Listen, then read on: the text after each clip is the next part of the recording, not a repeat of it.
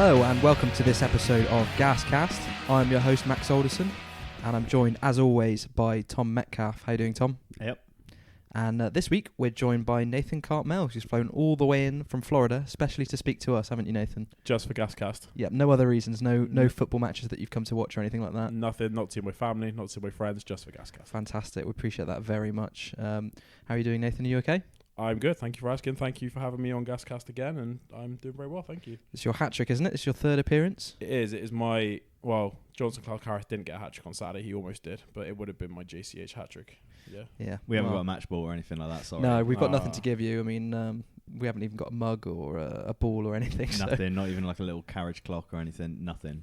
Yeah, sorry about that, Nathan. Sorry, mate. Let's get started with some general questions before we dive into the analysis of the past couple of matches and look ahead to this weekend's fixture. So let's start with the Bristol Post, because there's been quite a little bit of talk on Twitter and on the forums about an article that the Bristol Post ran this week about the attendances at Rovers, which are well down on last season, down by 13% in fact. Why do we think that is, guys? Mets, let's start with you. Personally, for me, I think it's the pretty much the dross of the football that's on offer. It was bad last season. It's a bit better this season, but it's still not entertaining to watch. I don't get as excited as I did previously to go and watch the games. It does seem a bit like we haven't really got a style to play. It seems a bit rigid now to the 3-5-2. It doesn't seem like there's a lot of flexibility, and it is just quite boring, I have to say. I know for a lot of people it would be more kind of off-field, like stadium matters and that, but for me, it's all about the football. Yeah, I mean, it'd be interesting to ask you this, Nathan, because obviously you watch a lot of games on iFollow when you're at home in Florida. Do you still watch every game, or are you sort of similar to a lot of fans? There are some games that you just think, I can't be bothered to watch it this week. I still watch every game, but most of the time it's because for me it kicks off in the morning. It's like 10 o'clock in the morning that our games kick off, so there's not a lot else going on at that time of the morning, so I'm not too busy with other things. So watch Rovers or not watch Rovers, I always will. To add, my only answer to the question, I think Mets is right. I think it's a melting pot of issues. Like, it's the off the field stuff, it's the on the field stuff. It's Graham Coughlin has to replace what is a legendary manager at Rovers. There's not a hype from Darryl. Used to almost put bums on seats because of his reputation, I feel like. And also, as we keep saying, I know you guys mention on the pod a lot, the off-the-field issues are almost just as important as the on-the-field issues this season. And I think, again, we've talked about us hitting a glass ceiling. I think Harley wrote about it as well recently. I think it's at a point where people know that we're not going to go up.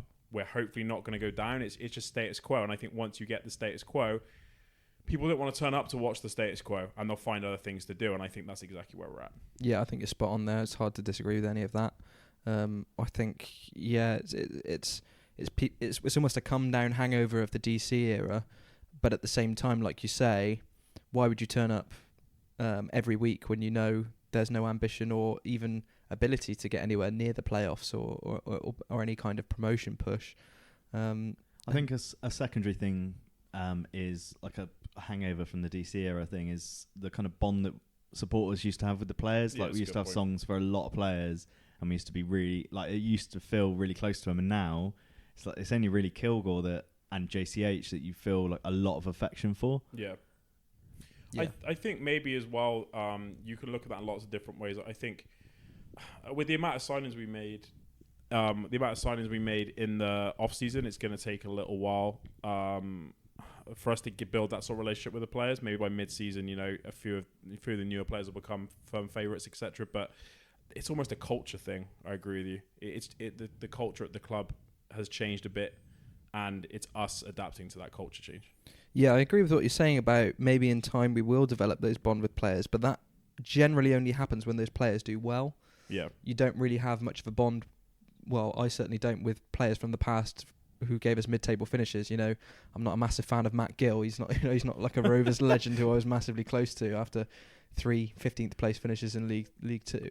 I'd literally forgotten all about him. Yeah. So yeah, I agree with you. So I mean, the squad turnover is quite high. I mean, we're sort of churning through players now, getting rid of them the dead wood, recycling and Yeah. getting new players in, and there's no real culture, like you were saying, because there's no series of positive results. The only likability that we have for some players are the ones who are doing it week in, week out, like Jonson Clarke-Harris, and is getting us results. I hate to say it, but quite often single-handedly.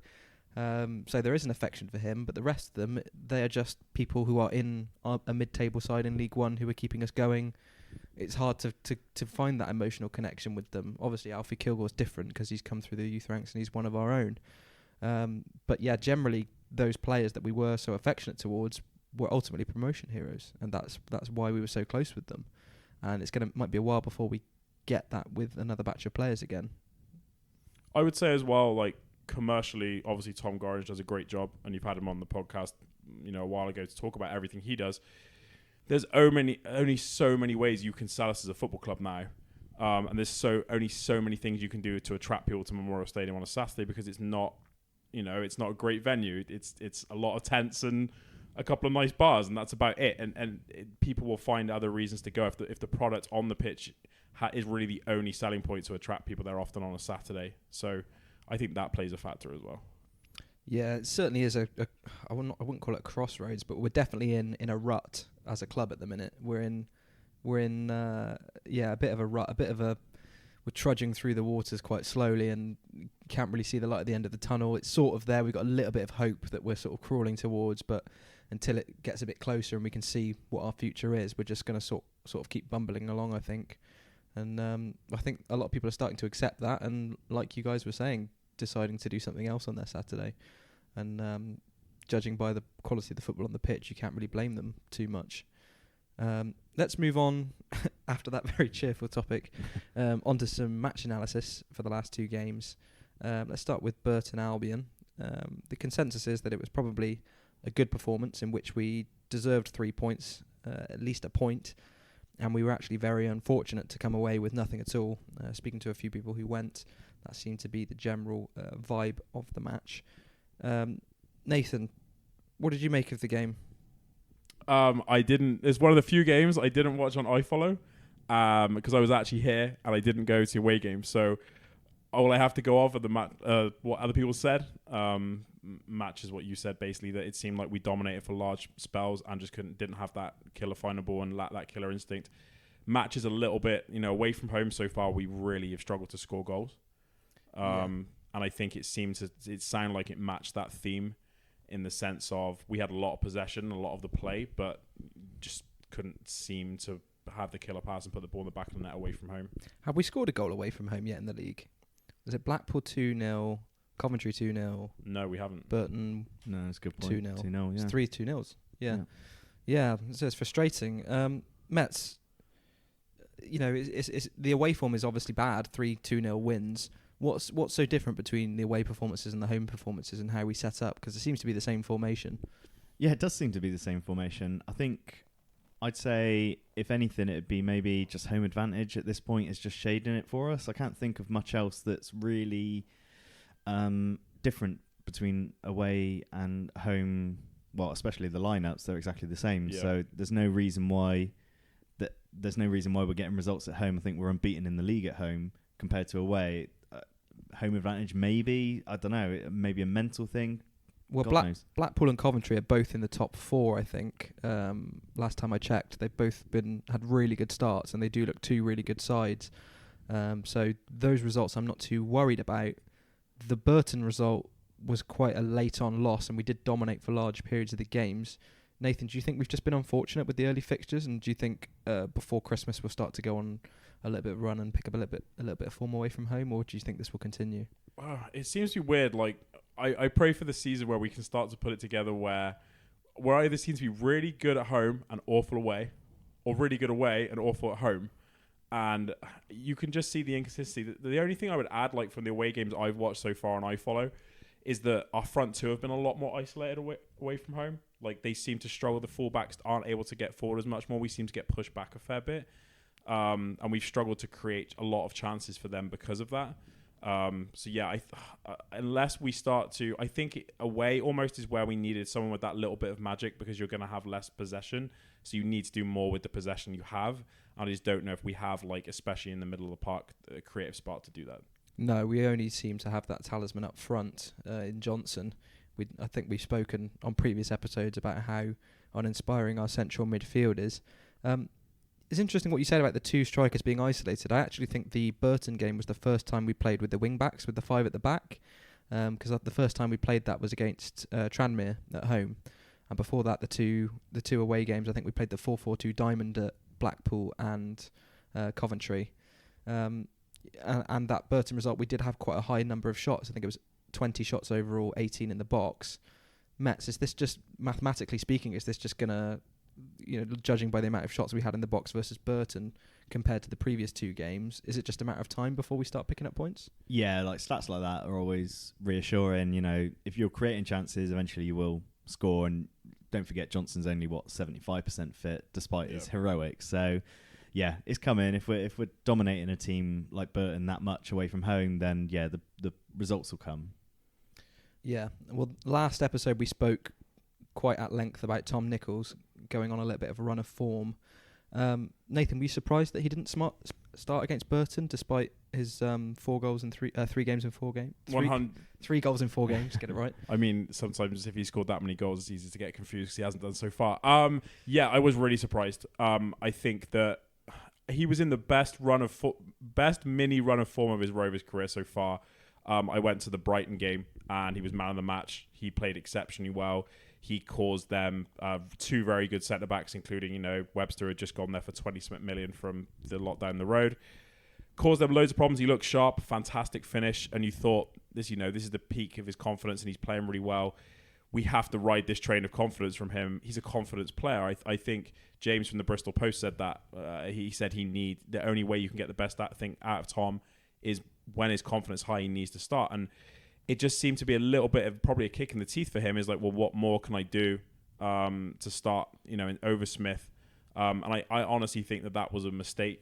I really would have liked to have seen him start against Burton. I wonder if he was, because he came off against Plymouth on the Tuesday with tightness, so I wonder if he was Graham was just basically protecting him a bit. Maybe. But he said, I remember the only thing I did hear before that game was his pre-match, and he just said it was a big decision between the 2 strikers, and I think that was it. And then he was referring to, Tyler Smith and Tom Nichols, but maybe you would like to think hopefully that, but yeah, I really think it was a mistake not starting him. Yeah, the Plymouth game was after the Burton game, wasn't it? Oh, I think he meant Brighton. Oh, sorry, Brighton. Yeah, he did come off against Brighton with cramp Mets as well. Yeah, okay, cool. All right, let's move on to the Accrington game, which was an interesting game to say the least. A very eventful game for the neutral. I certainly didn't enjoy it as a Rovers fan watching it for 90 minutes, but I'm sure a neutral fan would have got their money's worth out of that 90 minutes of football. It was a fantastic start for Rovers. An early goal from Alex Rodman, who was playing in the hole behind the 2 strikers, set us on our way. And in my opinion, I think that opening 20 minutes, we looked as good as we've looked all season. Yeah. I think we were creating a few chances. We were unlucky not to go 2-0 up a couple of times. We controlled the play. Accrington did not look at the races at all. And if I'm honest, I was thinking, if we carry on the way we are, we're actually maybe looking at playoffs, given our home form. Obviously got ahead of myself because given the fact that Accrington then went and scored 2 goals in 2 minutes on the 20-minute mark, when we went 2-1 down, it was a catastrophic collapse, which we never seemed to really recover from. It was a mad few minutes. Mets, do you think that game in particular and those 2 goals we conceded in succession is the first time we've seen Rovers look defensively fragile this season? Yeah, absolutely. And I think it's no coincidence that it was Pace that kind of did it, because it was their 32, I can't remember his name, running it, Craig, and then their number 7 running it, Davis, and they both looked shaky. They're big centre-backs, they're not quick. I mean, Craig's old as well, which doesn't help. But yeah, that was definitely, we've always said with that centre-back pairing that pace is going to be their downfall. Anything in the air, they're absolutely fine and they're good in the tackle. But once they're exposed, then that's the problem. And I think the warning signs were there right from the start, because I felt like Accrington were playing it out in their own box to pull us on, to lump it into the space behind the wing backs, and then try and run at our centre backs. And I think in those 2 minutes, I think it happened, well, apart from just running through our non-existent midfield, that's when they really, really looked dangerous. And their number 7 caused us problems all day. Yeah. Like, we couldn't get the ball off him, and any time he ran at someone, they basically shit themselves. That showed our defensive frailties, where we're weak. We're good in the air, good in the tackle, against pace, we're going to struggle. And they're League One defenders, so I'm not overly upset about it. And if the wing backs are doing their job properly, they shouldn't be exposed like that. So it's I'm not too upset about it, but it's definitely where we are weak, and I wouldn't be surprised if we see other teams targeting that from now on. Yeah, that's exactly what I was going to ask next. Is do you think that teams will exploit that? And no doubt they will, with the level of scouting and videos available to clubs these days. But I personally think we'll be okay, because I think we definitely had a missing piece of the jigsaw puzzle against Accrington in Ed Upson, who protects that back four so well. Yeah. How much did we miss him, Nathan? Missed him a lot, and I know we talked about this before we started recording. That the main contributing factor is like the difference between it last season. I don't think anyone would have really missed it or thought they missed Ed Upson a lot, but him not being in the side on Saturday made a huge difference. Having to play Rodman in that position, although his attacking flair and ability is good, it left huge holes for them to run through, as Met said. It left our the central two very exposed, and the main thing we missed is Agogo is a runner and he's aggressive and he wins the ball back, but he needs Upson there to pass it about 3 yards to do his passing for him, because he just can't seem to pass the ball. So we really missed Upson's, and I would also say, especially when they went down to 10 men, we had no one to transition the ball very well from the middle of the park forward. Upson has done a really good job of that this season, bringing the ball out of the sort of defensive midfield, linking it to the attacking players, etc. We looked lost at times in the sense of if either of the fullbacks weren't available, we were kind of turning around in big circles, not knowing what to do with the ball. Yeah, spot on. I think that's going to be a recurring theme this season. Excuse me. I think that... Sorry again. I think that's going to be... That's quite phlegmy, that one. Yeah, it was, wasn't it? You enjoy that one? I think that's going to be a recurring theme this season, is the lack of creativity in the midfield. Agogo was pretty much doing two men's work out there, because we had Rodman in the hole. Like Nathan was saying, I noticed him drift wide quite a lot rather than stay central, which left us quite open.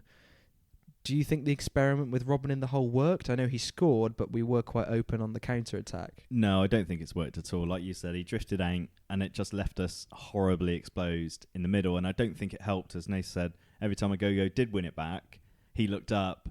Ollie Clarke was nowhere to be seen. Rodman's drifting out wide. His only real option is to go back to Davis, and Davis to launch one. And I've noticed Davis' distribution is pretty decent, especially up to Jonson, but still... That's not what you want us to play. You want us to be playing the ball forward on the floor. But, yeah, I wouldn't do it again. He did it against, I think, Brighton. He brought off Nichols and brought on Rodman, put him in the hole. I'm pretty sure it was Brighton. And yeah, it was. It didn't work. He did it against Oxford as well. Yeah, and it didn't work then. So I think that's a no. I can understand why he wants to get Rodman in, because he is a fantastically talented player, especially at this level. But shoehorning him into a position where he's not going to be able to do it, no, not for me. Yeah, and Ollie Clarke usually plays at the front of those three, with Agogo and Upson behind him being the more defensive-minded players. So I would have preferred Ollie Clarke to be there. But unfortunately, when you're missing at Upson, you haven't really got a choice. Well, there is a choice. This is the annoying... Oh, you're going to say... Yeah, I was going to say, we've got Cam Hargreaves in the squad, who's a natural defensive midfielder. I know he's young, but for me, when they went down to 10 men, when we were 3-2 up, taking Rodman off and bringing on Kyle Bennett in the same position just made us even more open, and ultimately that's what started the run that then caused us to give away a penalty and ultimately draw 3-3. Now, my question is, if Cam Hargreaves can't come on in that situation, then what the hell is he and the other youth team players doing at the football club, Nathan? True, and you've got we've got Cam Hargreaves, you've got Luke Russ, who's out on loan at Gloucester City at the moment. We've got players who are available in those positions to play a pro out of position in there. instead of. You're correct. I mean, why have the development squad if we're not there to pull players in for that exact reason? We've had players come in from that development squad, Michael Kelly, Andre Jr., etc., who have done a really good job when called upon. I think you have to trust that process, and you have to, bite the bullet. I know, it's difficult when your head's on the chopping block as a manager. Giving youth a chance is often the hardest thing to do, but I think it's one of our foundations as a football club.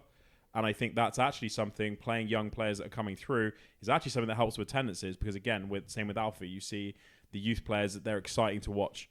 I think that's it always has been a part of our culture ever since I've been watching Rovers, to bring those young players through. So I think that is something that, speaks to link back to what we were talking about before. Not only would playing young players in their right positions help our formation, it would also help bring back the culture of the club that we know and love as well. And there's a secondary thing to that is we can always change the formation. We don't have to stick. Yeah, true. If we haven't got the players available, don't do 3-5-2, do 4-4-2, 4-4-3, whatever we've got, 4-3-3, sorry. Yeah, it doesn't feel to me like Graham's got the kind of, and we've said this before, like the tactical nous to be able to change things in a game. I think against the Brighton game, we looked good in the 3-5-2, and then he changed it to try and win the game, but we actually looked weaker all over the pitch. And I kind of think he's found the 3-5-2. If he's thought about it and done it, fair enough. If he's just kind of stumbled upon it because he's got the players to do it, I don't care. It's getting results, but then you have to know when to change it. I know DC did a project every game. I think Graham could maybe do a project when he hasn't got the players to do his main kind of thing. Yeah, he's definitely showing. We're learning about him as a manager as the weeks go on, and I think a lot of people were very frustrated on Saturday with his decisions in the match. The starting lineup, okay, Rodman in the hole is not the worst idea. He scored a goal. It looked okay, but the inability to change it up, particularly against 10 men, I think wound a lot of people up. Nathan, we seem to struggle playing against 10 men. Why do you think that is, and what do you think we should be doing better? Max is a good host, because I was already going to interrupt and make this exact point, and he read my mind and did it for me. It's 2 examples this season. We've played against 9 men against Tranmere, 10 and 9 against Tranmere, and 10, against Accrington. We've been the poorer side, both in all 3 instances across 2 games when we've had. Can I read some stats out to you? Please do. For the second half, when Accrington had 10 men. Yes. And we had 11. So I love stats. Accrington had 54% possession with 10 men. Not surprised. They had 12 shots to our 4. Wow. Both had 2 on target. They had 4 corners. We had 1. So generally, they dominated that second half, I would say, with less men. That's horrific. Yeah. And I think, to go back to Metz's point, the inability to be able to change a formation during the game is really coming back to roost here. And as soon as you have a man advantage, you need to we have to push up the pitch more. You have to get wider. It's just almost set rules. And I think that we're too predictable when that happens. I agree. Yeah, okay. But you can't say Accrington didn't deserve it, really. I think they fought harder than us. They wanted it more, and ultimately they got that goal and were well worth the point. And we just need to be better. And we've got a good run of games after the Lincoln game. We've got Gillingham at home, Wimbledon away, where we really need to start picking up points. Otherwise, we might be looking down the table, which we really don't want to be doing this early on. Let's move on from the Accrington game then. It's been a mixed bag of opening games overall. 2 wins, 2 draws, 3 losses. A big concern is that at home, we seem to play like an away side. Less possession, more long balls, playing on the counter, maybe with the exception of the Tranmere game where we dominated procedures. In my opinion, we don't really control the pitch or do anything to dictate the play. We predominantly play long passes, like I said, which works well at times, but only on the counter-attack. And we're not really good at breaking any teams down. So my question is, if Bolton and Bury weren't in the situations that they are, at this stage, would you be worried, Matt? That's a good question, actually. I'm not worried at the moment because Bury and Bolton. No, I'd say no. I think we're in that position. Like we said earlier, we're not good enough to trouble the playoffs. We're not bad enough to go down. There's teams that are in worse states than we are, like Southend and Wimbledon, which is looking like a big game for us now. Yeah, I'm not particularly worried. But would you be worried if those 2 clubs weren't filling no, the 2 even then, I think I'd feel all right. Nathan? I would. The only caveat to that is we're still, showed again on Saturday, we're still reliant on JCH as a primary goal scorer. The only concern is we need to have enough points come January to safely say that we won't get sucked into a relegation scrap, because I don't know if we can replace him with a player of that similar caliber. That would be my main worry, is being far enough away from that. It's basically 2 go down now, almost as good as, and it's being far away enough from that pack that we don't get sucked into it come the new year. Absolutely, yeah. Okay, let's move on to looking ahead at the Lincoln game.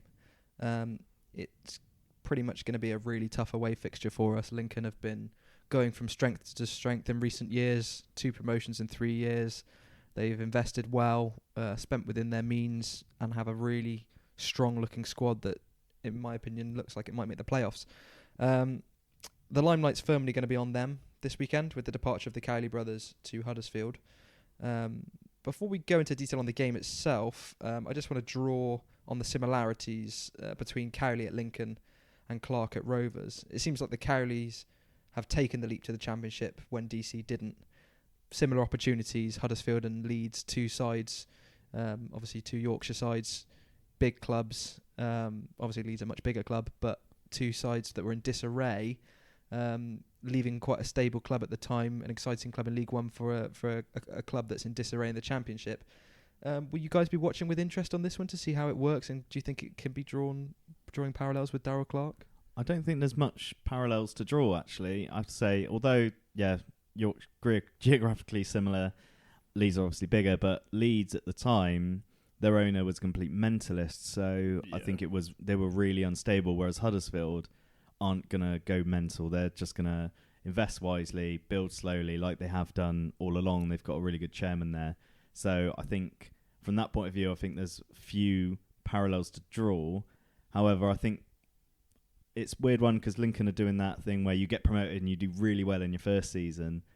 It's the second season that you kind of really struggle. And it's a weird one for them, I think, because they could stay at Lincoln, get a League One season under their belts, and then I think there'd be more options for them in the summer. I think there will be potentially bigger clubs than Huddersfield looking at them. With all due respect to Huddersfield, they're in a bit of a state. So parallels, not so much, but for them, I think it's a bit of a gamble. I think they should have maybe stayed till the end of the season. You never know; they might have got Lincoln to the Championship. Maybe playoffs would have been absolutely fantastic for them, and then their CVs, they would have been really riding high. Then they could have kind of asked for whatever job they want, really. Yeah. I think the Cowley brothers as well play a very direct brand of football that will probably suit Huddersfield more. The problem with DC going to Leeds is that you're right, at the time, the owner was getting rid of managers after 2 to 3 months on a constant loop.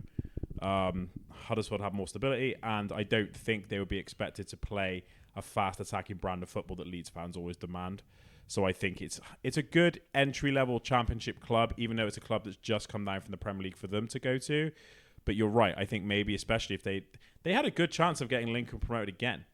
And the only thing for me is, like, it's a what if. Like, how many managers in their career can say they've got 3 straight promotions? Like, yeah. I think that they maybe have bitten the bullet a little bit too quickly, but they must see something in the Lincoln squad or side that they don't think. They think the best way of themselves getting to the Championship is taking this appointment. So, yeah, to answer the question, there are parallels to the situation, but I think I can see why they said yes and DC said no. Yeah, absolutely. It'll be interesting to see how that one pans out. How much do you think losing what is pretty much the most influential management team in their history will have an effect? How much of an effect do you think it will have on the team on Saturday? Because I just want to sort of point towards Luton last season, who lost Nathan Jones to Stoke about 2/3 of the way through the season and pretty much carried on and won the league. Nathan, do you think that they'll pretty much carry on as they were, or do you think this will affect them?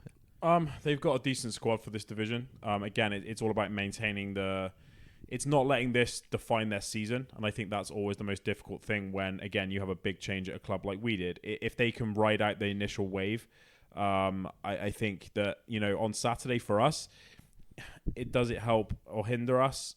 It's somewhere in between. But I think for them, it's all about riding out the wave of a huge change at the club. If they can come out the right side of that, they still have a chance of getting promoted, I think. Yeah, I'm expecting a tough game.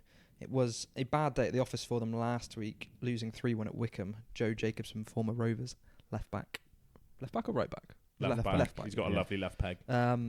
with a hat-trick from set pieces, 2 corners and a free kick. A bit of trivia for you there. Looking back through their forum this week, I was looking at Lincoln's forum.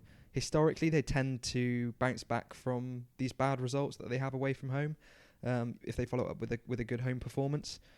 So I think there's cause for us to be a little bit cautious with this one and expect a big Lincoln bounce back.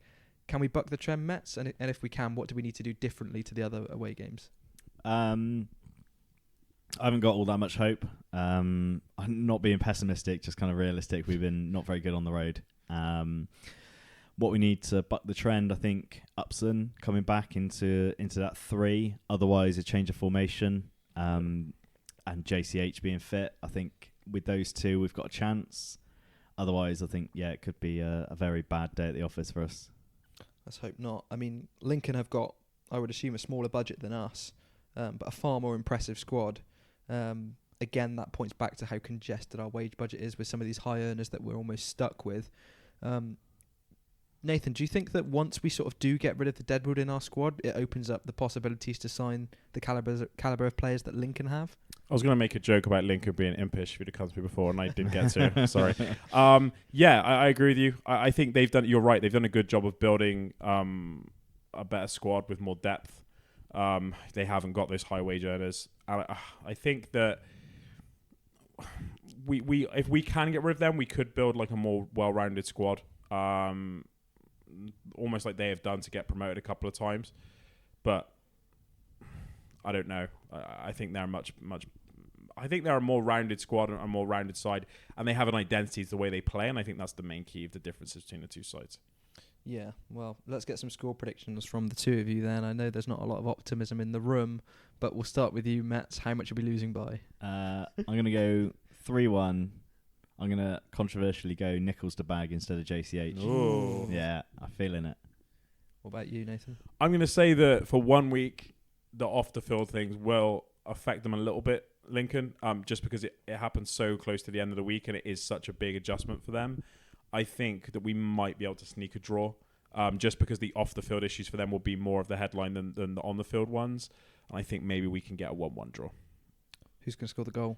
I'm going to also go with Nichols. Whoa, big. This is more out of hope than expectation. Yes. Yeah. You see, I don't think it's going to affect them at all, and I'm going to say that we're going to lose 4-1. I think that's big. I think that we've shown our weaknesses against Accrington, and I think with the pace that Lincoln have in their side, particularly Bruno Andrandre. How'd you say his name? Andre. That's the one. On the wing, I think we're going to be exploited quite a bit, and at home Lincoln have been traditionally very good. And they still got Hiram Boateng. No, he's No. at Exeter. No, He's at MK MK Dons. Dons. He was at Exeter. You don't think he ever was at Lincoln? Pretty sure he was. No, he was at Exeter. It's red and white, so I can see It's why red he and made the white, mistake. yeah. Yeah, they have got a lot of good players. I mean, they've got a couple of Bristol City loanies as well. Joe Morrell, one of them. So, I'm expecting a loss, to be honest. 4-1. I think it's going to be a late Clarke-Harris penalty to bag the goal difference deficit. But we'll see. Fingers crossed it's a positive result. Of course, that's all any of us want. Yeah. Just going to draw your guys' attention to our Patreon account. We've been overwhelmed by the support that we've got from you guys. We can't thank you enough. If you do want to get involved with the Patreon and support us as a podcast and help us with some of the financial burdens we face, you can visit our Patreon at patreon.co.uk/GasCast. Subscribe there for $3 a month or $7 a month, and that'll get you into our exclusive Facebook group. Special thanks this week to Joe Moon and Stefan Horn, who have become Patreons. Thank you, guys. We hope you're enjoying the new content and the new episodes, and we hope we can make it up to you. Let's move on to the player in focus section of the podcast. This week we asked you on Twitter who you'd like us to cover, and the winner was, of course, Jonson Clarke-Harris, who is the man of the moment. Jonson picked up an injury in pre-season, and he's not really looked at full fitness as of yet. But even so, he's an absolute force of nature, scoring 4 goals and looking every bit as dominant as he did last season.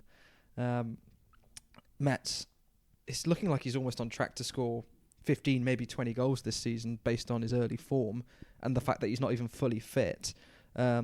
it's sad to say, but every time a player sort of gets in this kind of form or looks good for us, immediately we think about losing him. Does that say a lot about us as a club at the minute? Yeah, obviously we're a selling club. I mean, everyone in this division and most of the teams in the division above are selling clubs. So Yeah. I don't think there's any shame in that. I think it's just we all get that sinking feeling that he's going to go for peanuts rather than big money. But he's he's still got 2 years left. So I don't see why we wouldn't get, as long as he stays fit, keeps banging, someone will come in for him and we'll get good money for him. So if we get, maybe 10 goals before Christmas from him and then he goes for over $1 million, I'm not going to be massively upset. I'll obviously be upset because he's a great asset and he is basically what's dragging us up the table single-handedly at the moment. So I'll be very upset, but I won't be surprised. But for a year's work, I don't think any of us can really begrudge £1 million minimum. Would be a fantastic bit of business for someone who's only been at the club a year, given that the club's sort of treading water anyway. Do you think we almost need that money more than we need him, or do we need him more than we need the money? Oh, no, we need him much more than the money. You reckon? Yeah, absolutely. Where are the goals going to come from if we haven't got Jonson? I don't know. Tom Nichols. Exactly. Yeah, we don't know. He is everything, and it's not just his goals. It's our entire style of play at the moment seems to be Jonson is our number one kind of target man. Everything about our play goes through him. So do you think he will go in January, or do you think we'll say no? We need him till the summer. I can't see us saying no. Behave yourself. Who are we going to say no to? I'm not sure, but it depends on the offer, doesn't it? I mean, I guess you've got to weigh up, like I was saying, the money or him. How much do we need him between now and the summer?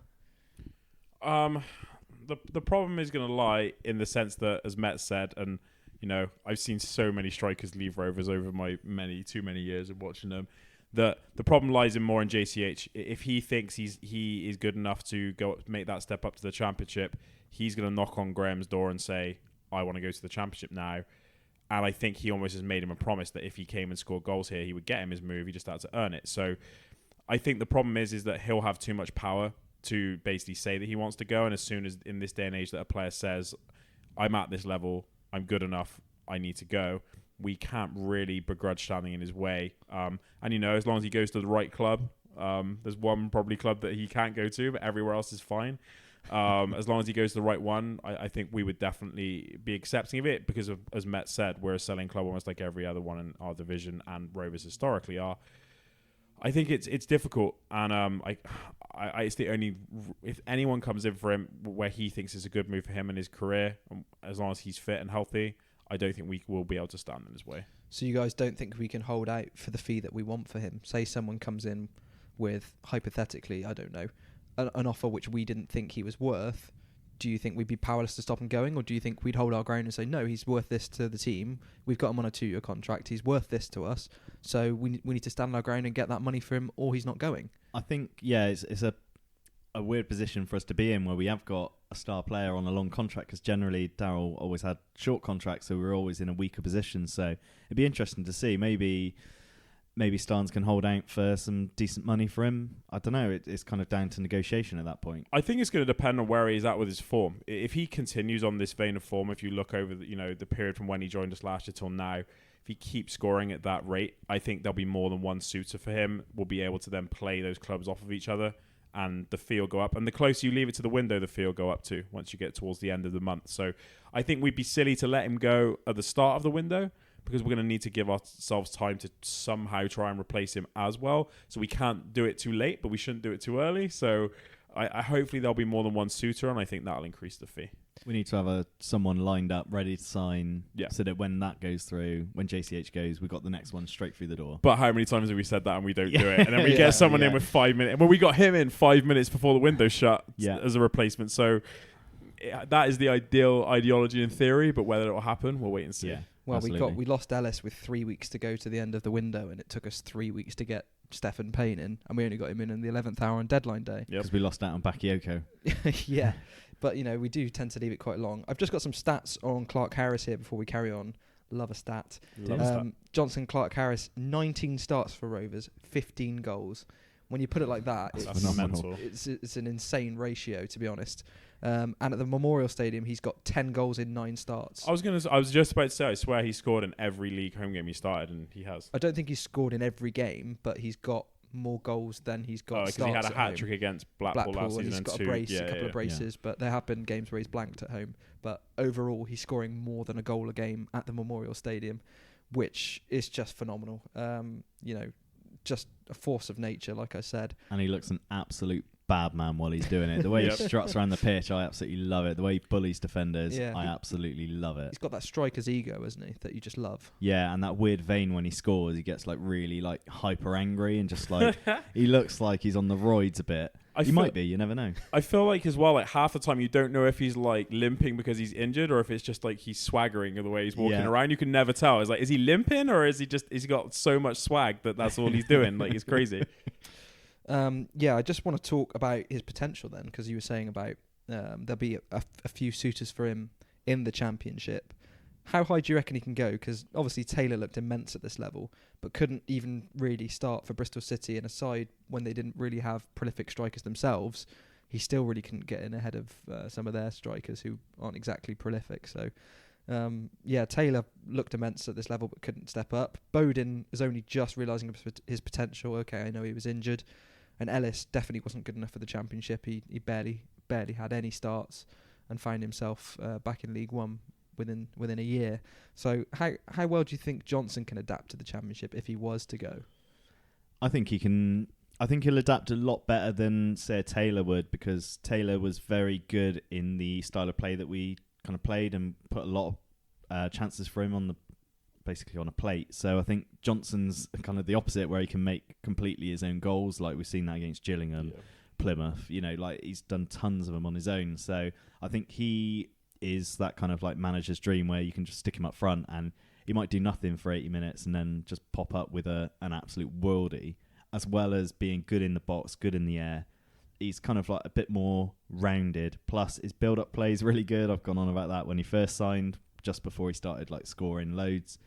Plus, he wins so many free kicks. Have you noticed? Yeah, he just gets his body in the way and players just bundle into him. He buys a fair amount of them. He loves a dive, yeah. He does love a bit of a dive, but it gets us up the pitch. It gets the team moving, which is, again, goes into my reasoning for him being the focal point of the team, is that he is the one driving us forward at the minute. So to lose him would be absolutely massive for us.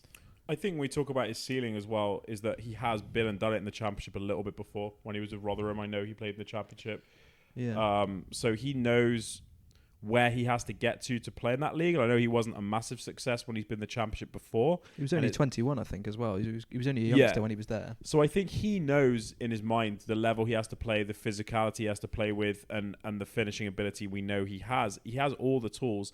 I honestly think, like, if you got him at the right club in the Championship, I think it would be similar to when Lambert went to Southampton, that he went to the perfect club for him, in the fact that they improved him as an all-round player and improved his fitness and his physicality a lot. And I think if he goes to the right club for him in the Championship, he could be a force in the Championship for sure. I think he has the main thing with him that I notice is, from a lot of Rovers players I've seen in recent times, his drive and hunger is insane. And every time you see him interviewed, he's almost knowing that he's on this trajectory and he's trying to keep it going. And I think that's playing a massive part in his form for us, is that he saw an opportunity coming to us to really put himself out there. And the drive and hunger he has, it comes across in interviews and stuff all the time with him. I think that'll make him succeed at a higher level too. You can't really be upset about a player using us as a stepping stone when they're that good. So yeah, fair play to him. If he goes up, makes a step up, I'll keep an eye out for him. I'll keep an eye out for Billy. His results, how he's doing. He scored the other week for Preston. Chuffed. An absolute scuffer, mine, but still, they all count. They all count, mate. Yeah, absolutely. I mean, I think it's, like you're saying, it's so important we get a sell on if Jonson does go, because if he does find the right club, if he does go to a sleeping giant of a club in the Championship and ends up being one of the star players in the Championship, and the fees in the Championship now, even between Championship clubs, like one Championship club to another Championship club, you're looking at 10, 15 million for a decent player. If you've got a 10 or a 20% fee on that, that's a couple of million, which is massive. So it's so important we get that, and that's why I'm looking so keenly at Billy, because if Billy carries on the way he has since he's come back for injury, scores 15 goals for Preston this season, and I don't know, for example, Middlesbrough come in with 7 million for him, I think we've got a 10, 15%, 20% sell-on clause. That could be a nice tidy sum for us, and it makes a big difference in this league. So yeah, hopefully, if he does get a move in January or even in the summer, it's to a decent sized club where he can continue his trajectory, like you were saying, and keep moving forwards, and hopefully make us some more money in the crudest of terms. Yeah, that's about it for this week, I think. Thanks for listening, guys. Nathan, thanks for joining us. Oh, thanks for having me. Flying in especially. Was all that Patreon money is all going towards my flight, so I appreciate that. If not really, I'm really joking. Yeah, we'll try and get you a signed GasCast ball next time to celebrate your hat-trick on GasCast. I need that for my hat-trick, I agree with you. Thank you for having me, I really appreciate it. Always a pleasure, Nathan. Mets, thanks for joining me as always. Gasheads, we'll see you next time. Thanks for listening, and up the gas. Up the gas. Up the gas.